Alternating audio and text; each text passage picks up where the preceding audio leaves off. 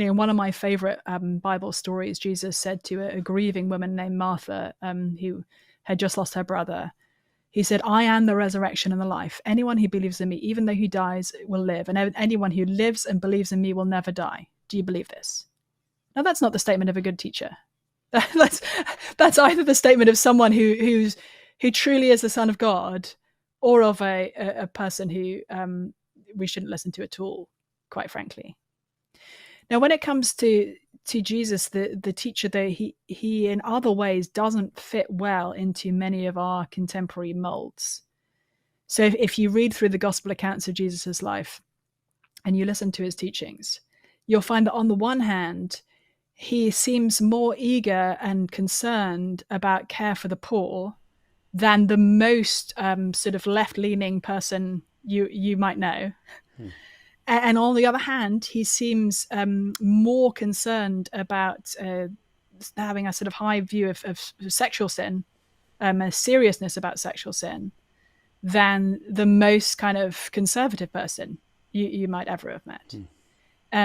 We have our kind of political polarization sort of seems to pull at different pieces of what Jesus taught it and magnify them at the expense of each other in ways that I think, as someone who reads the Gospels and someone who comes from a different country with some different political mixes, just doesn't work. We find in Jesus someone who is both, as I said, set the standards of sexual conduct so high that he said that anyone who even looks at a woman lustfully has already committed adultery in his heart.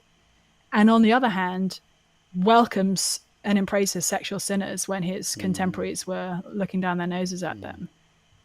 We find someone who, when asked to define, who is my neighbor, after claiming that loving your neighbor is the second most important commandment in the whole of the Old Testament, who goes on to tell a story about love across racial and religious difference. This famous story of the Good Samaritan.